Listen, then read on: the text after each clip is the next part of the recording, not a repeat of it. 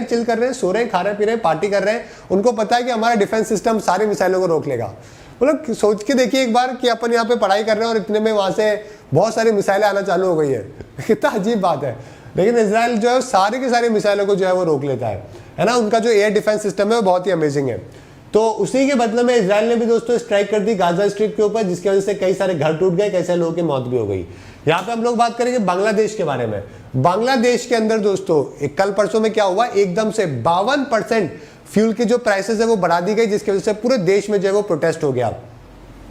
आपको जान के हैरानी होगी कि बांग्लादेश के अंदर जो हमारे यहाँ से जो पेट्रोल की प्राइसेस थी वो आधी थी पहले, है ना, आधी थी। लेकिन ऑल ऑफ ए सडन क्या हुआ, कल के दिन इन्होंने क्या किया, अपने यहाँ पे 52% रातों रात जो है वो फ्यूल की प्राइस है जो कि बढ़ा दी। अब इनका कोई 102 से लेकर 110 रुपए के आसपास है जो कि पेट्रोल हो गया।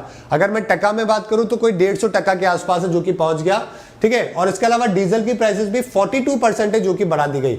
मतलब आज तक दुनिया के किसी भी देश में एकदम से एक रात के अंदर इतनी फ्यूल की प्राइसेस है जो कि नहीं बढ़ी है ना, largest jump on the record मतलब।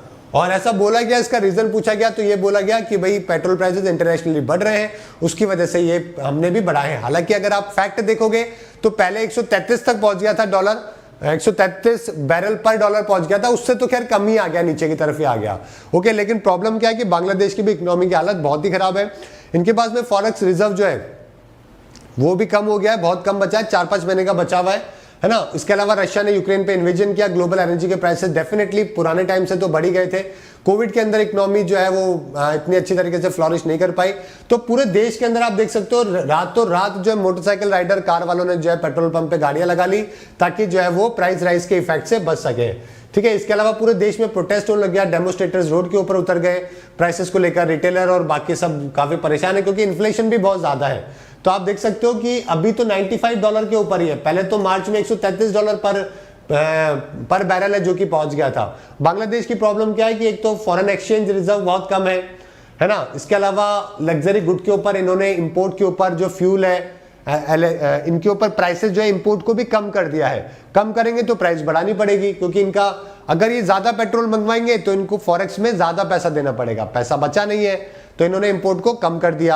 अब जब कम कर दिया तो फिर डिमांड और सप्लाई के गैप में प्रॉब्लम आएगी, तो फिर प्राइसेस तो बढ़ेंगे ही बढ़ेंगे, समझ गए। तो किसी भी देश के पास में फॉरेन एक्सचेंज रिजर्व जो है ना, जो डॉलर और जो बाकी करेंसी होती है वो कम से कम 1 साल सर्वाइव करने के लिए तो होनी चाहिए, इतनी रिजर्व में होनी चाहिए कि 1 से 1.5 साल तक वो सर्वाइव कर सके, ताकि 1-1.5 साल में तो फिर इकोनॉमी वापस से वो रिवाइव कर सकते हैं, है ना, ठीक है। चलिए, और कई सारे डीजल के जो पावर प्लांट है ना वो भी शट डाउन कर दिए इन्होंने, ताकि पावर के और उसकी वजह से पावर की भी शॉर्टेज है जो कि यहाँ पे देखने को मिली है। आप देख सकते हैं मात्र और मात्र $40 बिलियन के आसपास इनका फॉरेक्स एक्सचेंज रिजर्व है जो कि रह गया। $40 बिलियन का मतलब है कि अंबानी की जो नेटवर्थ, अडानी और अंबानी की जो नेटवर्थ है उससे आधा पैसा है जो कि बांग्लादेश के पास में देश चलाने के लिए बचा है। ओके, सिर्फ और सिर्फ 5 महीने के आसपास ये पैसा है जो कि इंपोर्ट को दे सकते हैं। लास्ट ईयर इनका $45 बिलियन था और अभी $39 बिलियन है। आज के टाइम पे $1 की जो वैल्यू है वो 94 टका के आसपास है।